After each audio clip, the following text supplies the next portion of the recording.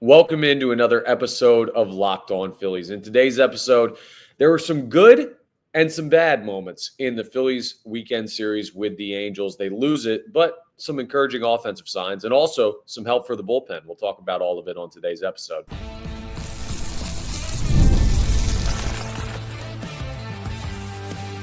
You are Locked On Phillies, your daily Philadelphia Phillies podcast. Part of the Locked On Podcast Network, your team every day. Yes, this is Locked On Phillies. I'm your host, Connor Thomas. Thank you so much for joining us today. We come to you as part of the Locked On Podcast Network, your team every day. You may know me for some of my other work in the sports talk space because I've been doing sports talk radio here in Philadelphia for over 5 years, 97.5 The Fanatic. I've been a credentialed Philadelphia Phillies media member for 4 seasons. This is now my 4th year as the host of Locked On Phillies. And please make sure you're rating, reviewing, liking, subscribing, all that great stuff. We're available wherever you get your podcasts. We're also available on YouTube. And all that stuff you do, the rating, reviewing, liking, subscribing that we talked about, that gets you notifications when new episodes are posted so you don't miss any great Phillies news. It also really helps us out here on Locked On Phillies. So I appreciate all of that. You'll appreciate doing it too so you don't miss any of that information. Today's episode is brought to you by FanDuel. Right now, new customers can get $150 in bonus bets when your first $5 bet wins. So go ahead and check out our friends over at FanDuel. So the Phillies lost their first series back from the All-Star break against the Los Angeles Angels. There was some good. There was some bad. We're going to talk about that. We're also going to get into a signing that the Phillies made yesterday. David Robertson back with the Fightins. How does that affect what their bullpen plans are for the trade deadline? And what does that say about their mentality right now? We will discuss that. And we'll also look forward to the series with the Red Sox that starts later tonight at Citizens Bank Park. So we're going to get into a lot in this episode. But we got to talk about the weekend series first. And it was not an inspiring start to the second half of the season. Yes, I know, second half. It's not truly the second half, but you get it. Like the post-All-Star break part of the schedule. This was not how the Phillies envisioned starting this. The Angels came in as a sub-500 team. They took 2 of 3 in Philadelphia. That shouldn't happen. It does. It's baseball, but at the same time, we're going to be critical. And you know what you learned about the Phillies, which is why the people who are like, well, I wouldn't go all in on this team. They have too many deficiencies. When this goes wrong and that goes wrong, they don't have a chance. Like, I'm not in your camp, but I get it. I understand. I'm not going to call you crazy because the Phillies got okay starting pitching, not great starting pitching in this series. And that was enough to cause them to lose to the Angels, right? Like when the starting pitching is not elite, it makes it much tougher for this team to win. And that's a problem because starting pitching cannot be the only thing you have. Now, I think the lineup was all right in a couple of spots in this series. But at the end of the day, Ranger Suarez wasn't great on Sunday. You didn't get great starts from Taijuan Walker is what he is. He's not going to be in the playoff rotation. But, like, still, and you won that game even though he didn't give you a great start on Saturday. But the bottom line is this. Elite starting pitching has been carrying this team. And I think you're still going to get it, right? Like, I think this was a blip on the radar for this starting rotation. But at the same time, it shows you the deficiencies of this roster at some points, right? Like they don't have a deep enough lineup right now, and the bullpen is a little bit of a mess, even though it wasn't totally the bullpen that like cost you in this series. But still, it just shows you the margin for error from this Phillies team. I think they're a very good baseball team. But in any given series, if one thing goes wrong, they could be an average baseball team. And you'd like to have a little bit more of a safety net than that. So you saw some of that. You saw some really bad base running in this series. I just want to talk about this for a second because a lot of people get caught up on the base running, and I get it. It seems like such a simple thing. Don't run into outs. Make smart decisions at the major league level on the base paths. Here's what I'll say.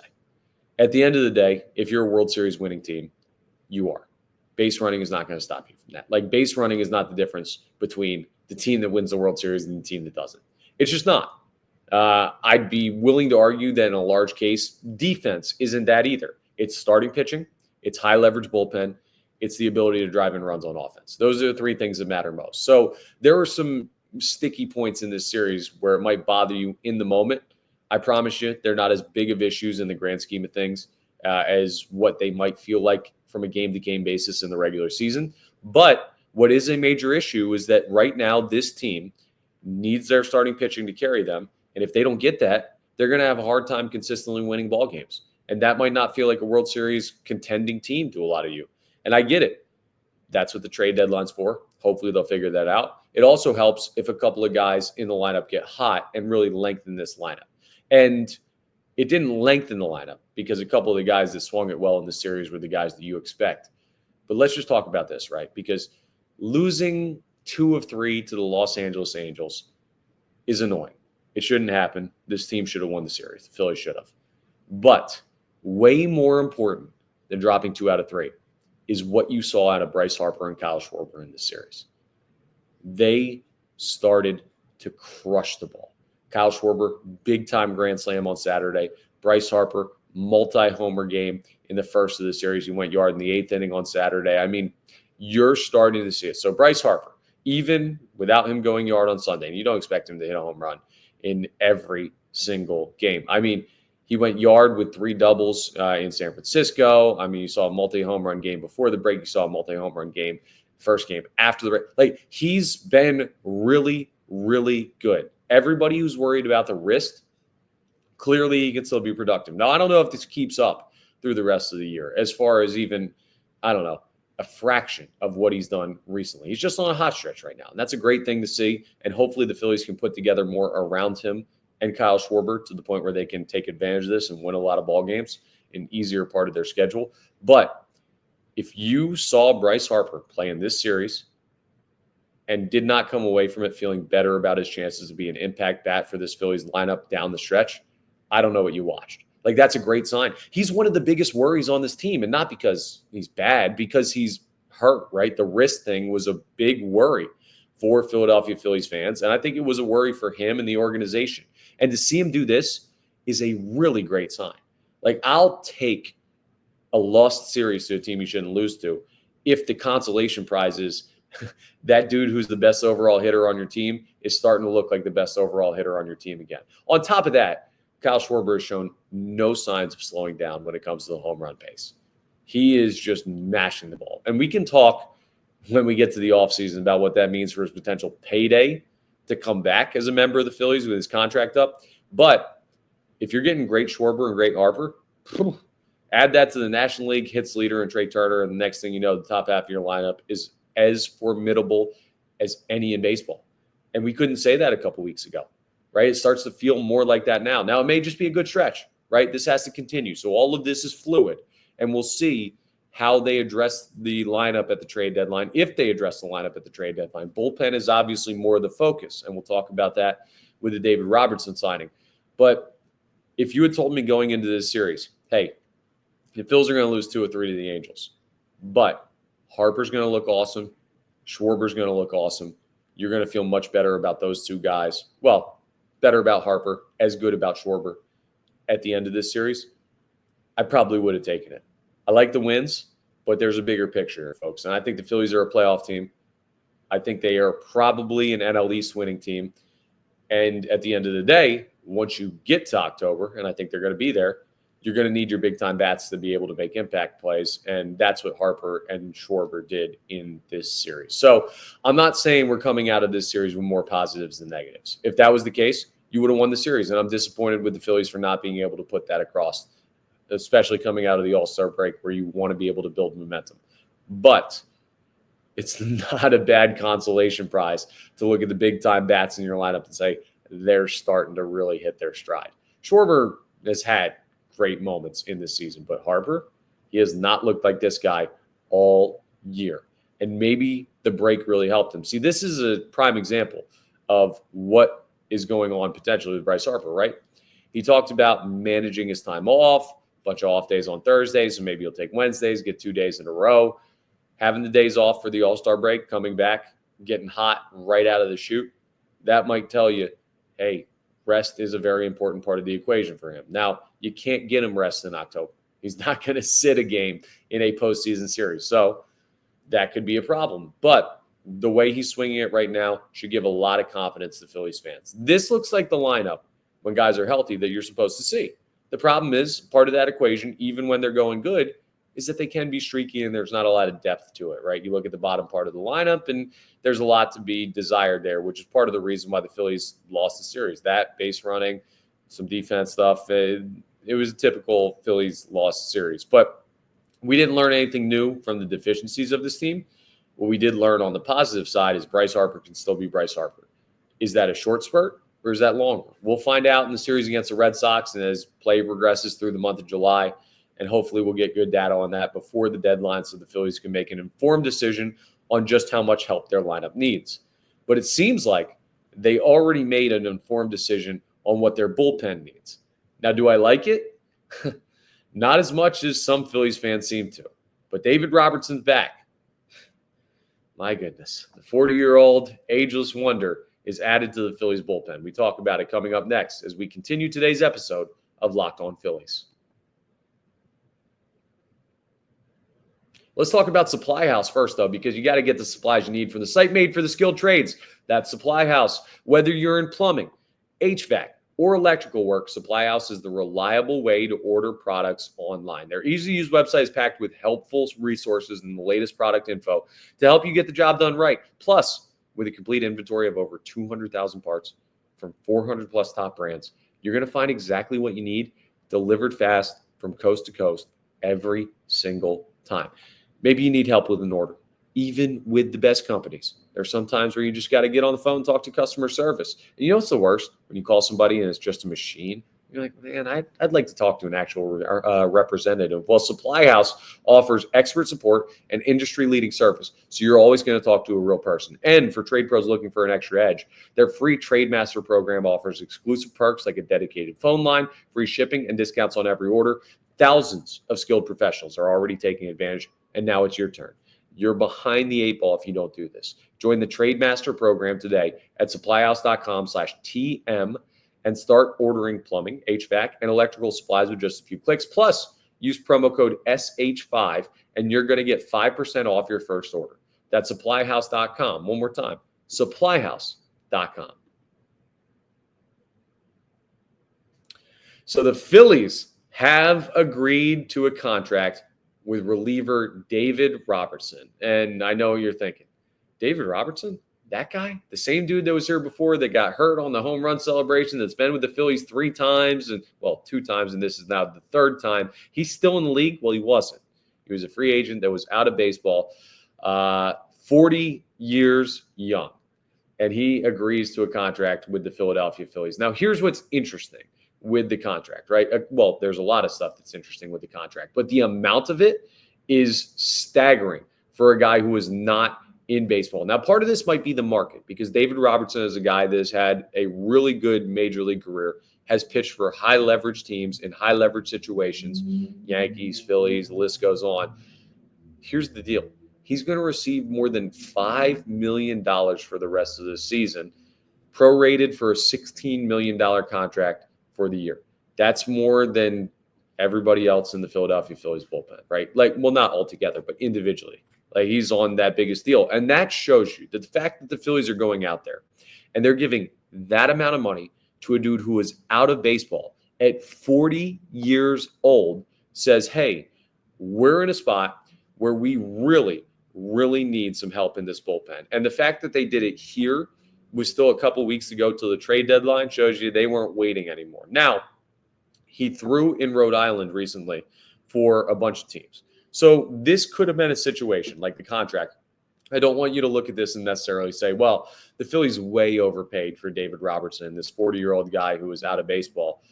No, it could have just been the market. So we don't know what he was being offered by other teams. They may have been bid up by other teams that were looking for his services because every single contending team in baseball is going to want to add bullpen arms, right? That's every year, all the time for the history of the sport. Now, the Phillies might need it more, which is probably why they won the auction for David Robertson.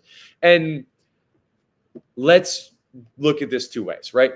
On the one side that I started with the I don't know if I love this, 40-year-old out of baseball coming in for his 3rd stint with the team. He wasn't on a team. It's just kind of one of these, yeah, I get it, but it doesn't really move the needle in that big of a positive direction for me, right? This is not Mason Miller, Yohan Duran, Emmanuel Clase, or Felix Bautista. Don't take it that way. He is not a big-time back end of the bullpen arm just coming off the street, right? If a dude's on the street, He's on the street for a reason. Whether it's his choice or not, if he was still in his prime, he would have been pitching this year in Major League Baseball. So this is a basically pull a guy out of retirement situation with the signing of David Robertson. So I don't want you to go head over heels, everything's fixed in the bullpen. And I don't think Phillies fans are going to, but I'm worried about how much he can actually contribute. It's nice that you're getting him in July, so he only has to get through the rest of July, a couple weeks, and then August, September, and October when the Phillies get there.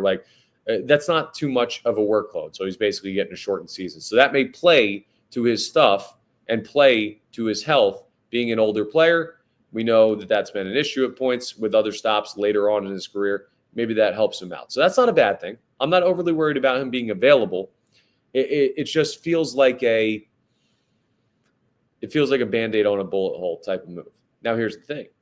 This is the other side of the equation because I just brought up the worries about it, right? I wonder how much he has left. I wonder how polished he is. You got to kind of trust the evaluation of a bullpen he threw where none of us have any information on this. We'll see when he pitches in his first Major League game for the Phillies this year what he actually looks like. But the upside of this, I've told you, right? We went through the grades recently for the Phillies bullpen in the first half. They were not good. And there are multiple guys in this bullpen right now that I do not believe are true Major League bullpen arms. I think they're up here out of necessity because the Phillies had nothing else and they were trying to just do some patchwork, piecemeal version of a Major League bullpen to survive. And eventually they said, well, not enough. Let's start to make moves. David Robertson signing shows you, one, they're very, very acutely aware of the issues with this bullpen. And two, it shows you, hey, we've got a proven Major League arm that's coming in that, if you had to ask me right now, 40-year-old David Robertson, I'm not saying he's a closer that's going to help you win a World Series because he's that dominant. But if you ask me him or Max Lazar, I'm taking David Robertson. Him or Daniel Robert, I'm taking David Robertson. Him or a lot of guys in this bullpen, I'm taking David Robertson. The only guys right now that I'm saying I would potentially take over him in a high leverage spot, Kerkering, Strahm, Romano. I know the Romano thing's going to drive people insane. He is still a guy with pretty darn good stuff that just hasn't played this year for the Phillies, and I'm not comfortable with Romano, but I'm saying I'll take them over a 40-year-old off the street. But the rest of the Phillies bullpen, you had a lot of deficiencies there, and David Robertson fills a need. He's not going to be your best arm, but we talked about with the potential bullpen moves at the deadline, a high leverage arm, like those four guys we listed again, Bautista, Miller, Duran, Clase, and then a middle of the pack relief guy, right? That was kind of what my wish list was. A platoon right-handed bat, high leverage reliever, mid-level reliever.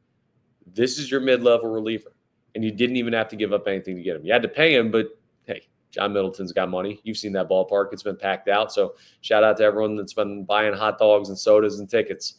Thank you for continuing to give John Middleton the money needed to make these moves. And this also doesn't mean that the Phillies won't add two relievers at the deadline. So let's think about where the bullpen is right now. Who can throw in a postseason game? Kerkering can, Strahm can, Romano can, Robertson can. Now, some of those guys are 8th or 9th inning. Some of those guys are 6th or 7th inning. But those are the guys. I may throw Tanner Banks in there as well as a guy that can throw in the postseason, but he would be a much lower leverage situation. But bottom line is you're now up to 3, maybe 3.5 guys, 4, maybe 4.5 guys in the bullpen that can throw in these spots. You go out and get a high leverage reliever. That makes it 5, 5.5. You go ahead and get a mid-level reliever. That makes it 6, 6.5. You move a starter from the rotation to the bullpen, which is going to have to happen, whether that's Abel coming up from the minors, Painter coming up from the minors, Luzardo moving out of the rotation, Walker going back. And I don't know if I like Walker in a playoff spot, but somebody's moving from the rotation to the bullpen. That adds another one. Next thing you know, you got a full bullpen. You got guys you actually trust to throw at the major league level, at least in theory. Now, we'll see how this plays out. Robertson could stink. 40, that's a risk. But the only thing you're risking is money. Here's the difference. If you trade for a mid-level reliever, right, you're taking a chance that that guy's going to be able to do something for your team, and you're giving up some prospects, some 19, 20, 21-year-old to do it. that could, in some way, help out your team or your organization in the future. And this, you give up nothing. You just pay him cash. Middleton will handle it. He's got a lot of money being the owner of the Philadelphia Phillies. So at the end of the day, right, I like this move. I do.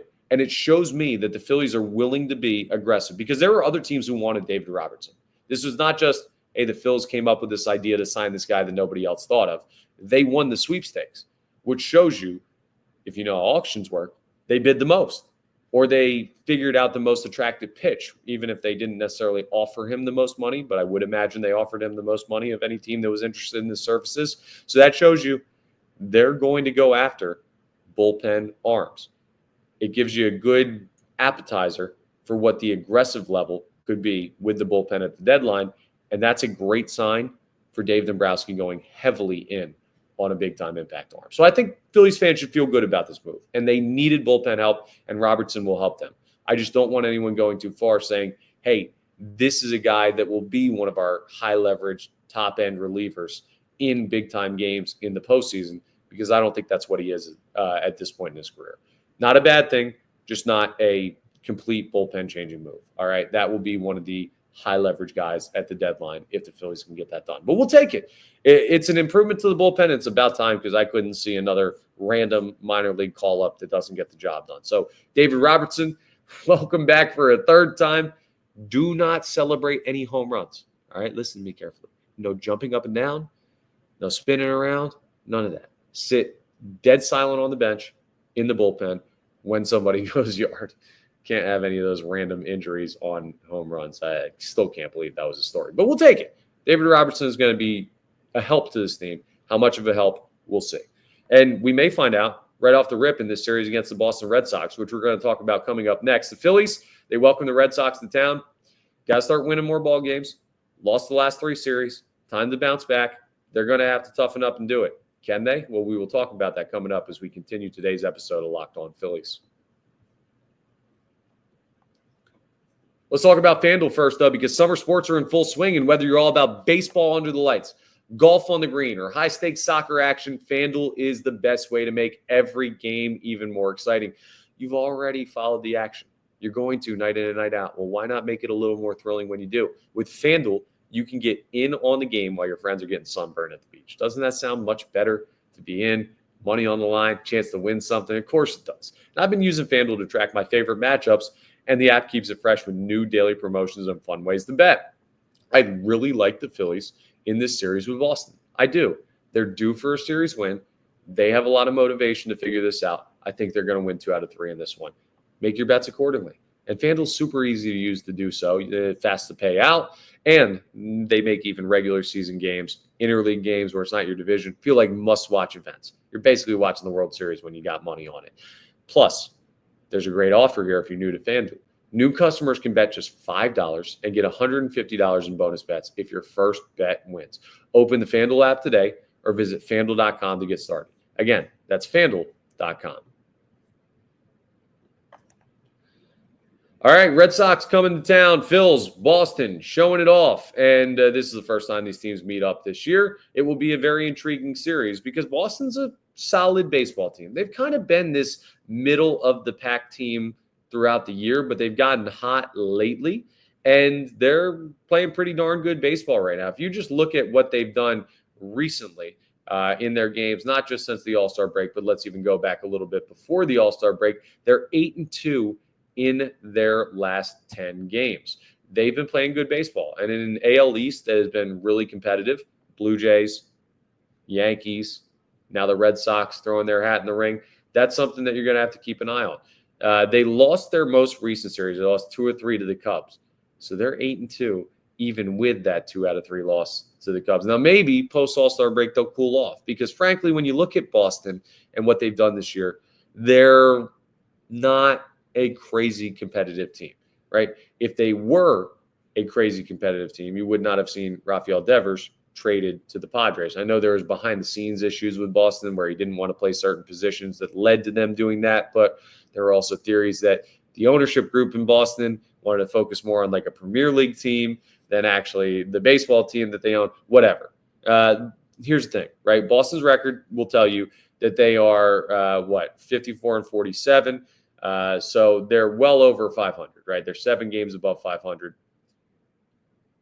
That's based on a really hot stretch recently. I think they're closer to a little bit above 500 baseball team. And you've got a chance that you could take advantage. So game 1 is going to be great tonight. Zach Wheeler's on the mound.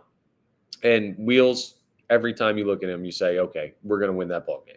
2.36 ERA, 9-3 record. And Walker Buehler, who was taking the mound for the Red Sox. You might hear that name and say, okay, well, Walker Buehler, great pitcher with the Dodgers. He was a big-time signing for the Red Sox. He's probably having a solid year. 6.12 ERA. He has not been good for them. So a major advantage for the Phillies in game 1. In this series in general, I mean, you do have the pitching advantage in pretty much every game. Sanchez throws game 2. He'll face off against Richard Fitz, who has a 4.28 ERA, and it's just he's just a guy, right? And then in the final game, you got Jesus Luzardo against Lucas Giolito, who has a 3.59 ERA, but he hasn't been exceptional for the Red Sox. So you're not seeing any major arms for the Sox in this series, and that's a good thing. We'll break down the other games more when we get deeper into the series throughout the week. But at least as far as tonight's game is concerned, you got a right-handed pitcher in Walker Buehler who has not been striking guys out very much, has been walking a lot. He's got 35 walks in 78 innings. That is an issue. He's got nearly a walk every other inning. So you got to be patient, be very selective. And I don't think, honestly, the Phillies put together that bad of at-bats in the series against the Los Angeles Angels. They may have been a tad too aggressive early in counts in big-time situations with runners in scoring position. But the funny thing about the Phillies, right? I just want to lay this out. This is more of a baseball theory type of conversation. People get really caught up on runners in scoring position and how teams hit average-wise. And you should. Those are the number one opportunities, right, to drive in runs. Driving in runs leads to you scoring more, leads to you winning more games. And I'm not saying hitting with runners in scoring position is not important. But what I will say, especially for a team like the Phillies, is hitting with runners in scoring position is kind of just luck of the draw, right? It is. As much as you'll bear down more and you'll try and focus up more with the runners in scoring position, but let's not pretend like pitchers don't focus more when they have runners on base behind them in scoring position. So the adrenaline is ratcheted up, right? You're looking at a situation that is higher stress, so naturally you're going to press a little bit more on both sides. So that may come out to even. But at the end of the day, you're looking at a situation where hits are hits, whether they're with runners in scoring position or not. The whole clutch factor is something that some guys have, and that reveals itself over multiple opportunities. But at the end of, when you look at runners in scoring position, it's just like, did you get a hit in this situation or not? A single for Nick Castellanos with nobody on versus a single for Nick Castellanos with 2 guys on. He may not have done anything different in those 2 at-bats. It might have just been, hey, I got a degree of separation off the bat from the previous one, so I got a hit instead of flying out. So that's it. And why do I say for the Phillies it's different? Because the reason you would worry about a team with runners in scoring position struggling is well, maybe that pressure gets to them. Maybe when the lights are brightest in a game, even a regular season game, they kind of shy away from that. The Phillies have been there, done that, right? They've been in big time spots in the postseason. They are a proven baseball team that has had success at a high level. So this is not a team of young players that are still trying to figure out how to win.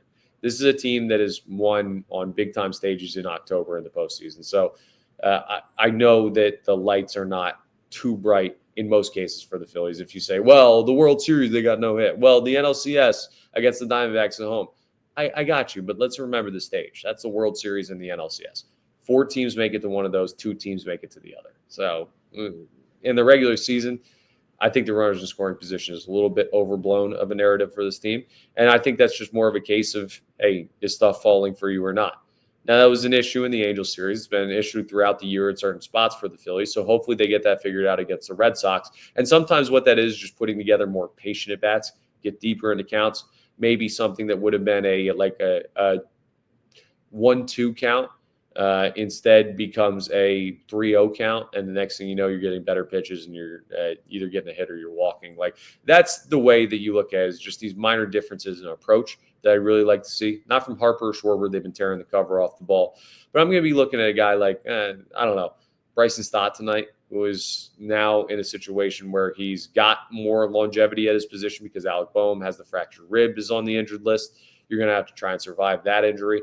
We'll talk more about that actually tomorrow's episode because I have more thoughts on how they're going to make up for Boehmer. But I look at those guys near the middle or bottom of the lineup and say, okay, can you take more pitches, work more at bats, get the pitch count up, and maybe scrape something across? Because the top of the lineup is starting to produce. Bottom of the lineup needs to even things out. Red Sox series is a chance to do that. I think the Phillies are the better team. I think they take 2 or 3, and I think they definitely win tonight with Wheeler on the mound. This will be a great stopper performance from Wheeler.